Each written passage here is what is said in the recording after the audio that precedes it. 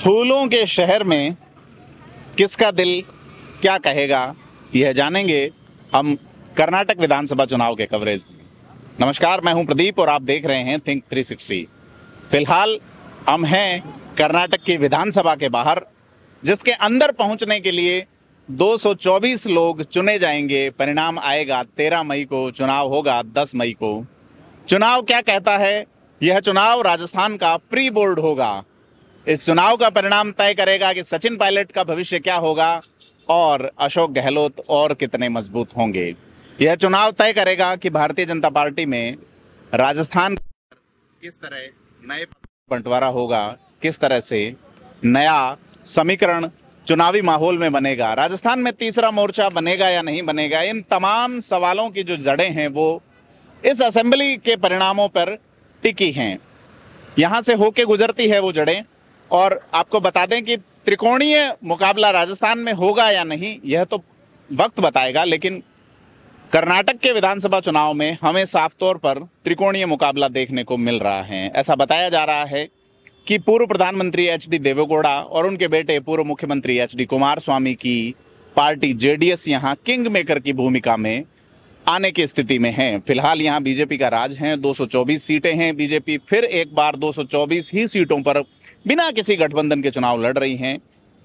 दूसरी पार्टी कांग्रेस है, जो पिछली बार सीएम का पद तो कब्जाने में सफल रही, लेकिन बाद में एक घटनाक्रम के अंदर, एक माहौल के अंदर एक व्यवस्था ऐसी हुई जिसका नाम हॉर्स ट्रेडिंग दिया गया और चादर कांग्रेस के नीचे से खींच ली गई। कांग्रेस ने जेडीएस के सहयोग से सरकार बनाई थी, एच.डी. कुमारस्वामी मुख्यमंत्री बने थे, लेकिन सरकार गिर गई। आपको इस विधानसभा के बारे में बता दूं, यहाँ पे कुल 224 विधायक बैठते हैं और इसका जो स्ट्रक्चर है वो बहुत ज़बरदस्त है। मैं साथी को कहूँगा कि मेरे राइट साइड में आप देखें कि कितने अच्छे स्टेच्यूज हैं। ये एक स्टेचू बनाया हुआ है जिसका अभी अनावरण होना है, तो मुझे लगता है कि नए जो मुख्यमंत्री होंगे वो ही इसका अनावरण करेंगे। ये बताया जाता है कि पुराने शासक रहे हैं यहाँ पे, और इस स्टेचू के पास में ही है भारत के पहले प्रधानमंत्री जवाहरलाल नेहरू की प्रतिमा। भारत के पहले लोकतांत्रिक प्रधानमंत्री जवाहरलाल नेहरू की ये प्रतिमा है। तो आप देख सकते हैं कि यहाँ पे इस बिल्डिंग का स्ट्रक्चर इतना गजब का है कि बड़ी संख्या में लोग जो है वो यहाँ पे सेल्फी लेने के लिए, ये एक तरह का बड़ा सेल्फी पॉइंट है। और इस विधानसभा के बिल्कुल सामने ही कर्नाटक का हाई कोर्ट है और बहुत बड़ी एक बिल्डिंग है, बहुत बड़ा एक स्ट्रक्चर है। और 224 विधायक यहाँ 10 मई को होने वाले चुनाव में अपना भाग्य आजमा रहे हैं। करीब 2,500 लोग चुनावों पे प्रत्याशी के तौर पे खड़े हैं। पिछली बार से थोड़े से कम हैं, हालांकि महिला प्रत्याशियों की संख्या बड़े पैमाने पर यहाँ पे घटी है। पिछली बार 225 महिला प्रत्याशी थी, इस बार वो 180 के आसपास प्रत्याशी विधानसभा में हैं, भाग्य आजमा रही हैं, चुनाव लड़ रही हैं। सर्वाधिक सीटों पे बीजेपी 224 पे, कांग्रेस 223 पे, एक सीट पे कांग्रेस ने गठबंधन किया है। इसके अलावा 209 सीटों पे जेडीएस चुनाव लड़ रही है। बड़ी बात यह है कि राष्ट्रीय पार्टी बनने के बाद आम आदमी पार्टी भी पहली बार यहाँ पे चुनाव लड़ रही है। यह देखने वाली बात है कि आम आदमी पार्टी शहरी सीटों पर किस तरह से अपना माहौल बना पाती है, क्योंकि जहां हम खड़े हैं बेंगलोर, यहाँ करीब 28 विधानसभा सीटें ऐसी हैं जो शहरी मतदाताओं वाली हैं। दूसरा, जेडीएस किस तरह से परफॉर्म करती है, इन तमाम पहलुओं पर हम रूबरू होंगे। कैसे ये इलेक्शन एक मूव लेगा और कैसे यहाँ पर 10 मई को लोग अपने प्रत्याशी का चुनाव करते हैं, यह हम आगे दिखाते रहेंगे। जैसा कि हमने बताया कि दाईं तरफ जवाहरलाल नेहरू का स्टेचू है। अब मैं साथी को कहूँगा कि वो दिखाएं। बाईं तरफ इधर बाबा साहब अम्बेडकर की प्रतिमा है। जो 224 सीटें यहाँ पे चुनाव के लिए हैं, उसमें से 36 सीटें जो है वो एससी की हैं और 16 सीटें, कुल मिला के 51 सीटें एससी एसटी की हैं यहाँ पे, 35 और 16, तो एसटी की 16 सीटें हैं। तो किस तरह से यहाँ दलित मतदाता वोट करेंगे? 12% के आसपास मुसलमान हैं। मुसलमान कैसे वोट करेंगे, इस पे जानते हैं। हमारे साथ यहाँ यूपी से एक हैं, उनसे जानते हैं क्या कहते हैं वो। उनसे बात करते हैं। क्या देखते हैं आप इस विधानसभा के बारे में, कैसे आपका आना हुआ कर्नाटक, और बताएं अपने बारे में। कर्नाटक विधानसभा के बारे में तो मैं इतना कह सकता हूँ कि जो चुनाव चल रहा है वो बहुत अहम मोड़ पर है जी। अब तक तो लग रहा था कि कांग्रेस आगे जा रही है। और कल से जो मामला हुआ है कि बजरंग बली और बजरंग दल और बजरंग अली की जो झगड़ा है, अली और बली का जो अली और बली का झगड़ा, ये सब चलेगा नहीं। इसलिए हर आदमी को भुखमरी, गरीबी, मुफलिसी, इससे अब तंग आ चुका है और वो आगे बढ़ना चाहता है। इससे कम से कम रोटी रोजी की तलाश। गैस के भाव बढ़ गए, हर तरह के भाव बढ़ गए, पेट्रोल के दाम बढ़ गए, हर तरह की जो कुरीतियाँ हो रही है उससे आम आदमी परेशान है। जी। कुछ लोग होंगे जो 25 से 30% होंगे, उनको बजरंग बली और अली से बहुत कुछ लेना देना होगा। मगर आज तो बजरंगली और अली की बात नहीं हो रही है।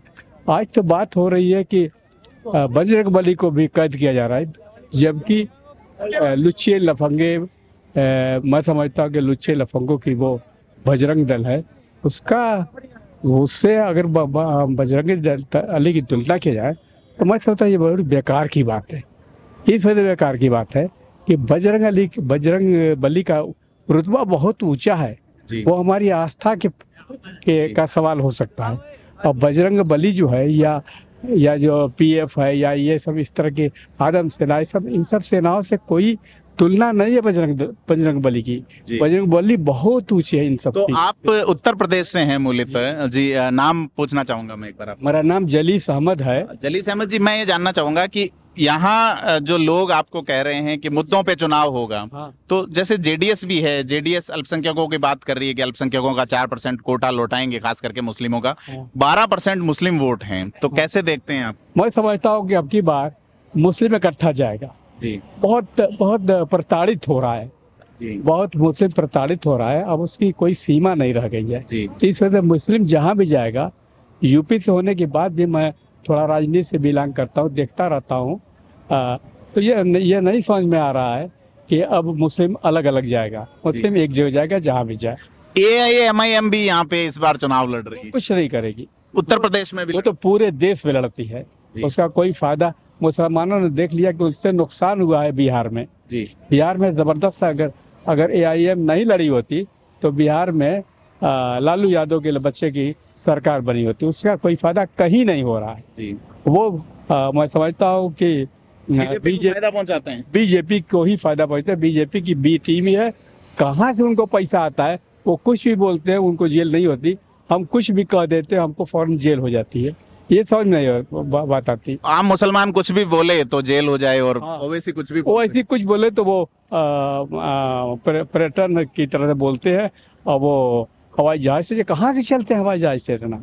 कौन सा पैसा कहाँ से उनके पास आता है? क्या ये सवाल नहीं उठता? मुसलमान के मेन मुद्दे क्या हो सकते हैं आप? मुसलमान के मेन मुद्दे ही है, सबके मुद्दे, मैं तो समझता मुसलमान में सबके मुद्दे हैं। गरीबी, जी, और महंगाई, बेरोजगारी, सबके मुद्दे हैं। ये तो सबके मुद्दे नहीं हैं। अब मुसलमानों के मुद्दे क्या हो सकते हैं? अमन चैन से रहे, बस यही उसका मुद्दा है। बिल्कुल बस। कर्नाटक की जो विधानसभा का स्ट्रक्चर है, इसको बारे में आप क्या कहेंगे? इसकी खूबसूरत बिल्डिंग है, मुझको बहुत अच्छी लगी। जिसने भी बनाया उसने बहुत बड़ा काम किया, इतना मैं कहता। जिसने भी बनाया इस बिल्डिंग को बहुत बड़ा काम किया। ये तो मैं नहीं जानता किसने बनाया। मैं अभी कोई ये स्टेच्यू बताया, उसका कि पुष्पन्ना का फोटो है जी, तो ये मैंने उससे ऑटो वाले से पूछा। हाँ। तो शायद वो ही बनाए हूँ। मगर बहुत अच्छी तस्वीर, बहुत अच्छा बनाया है, बहुत अच्छी। थैंक यू सो मच हमारे साथ बात करने के लिए।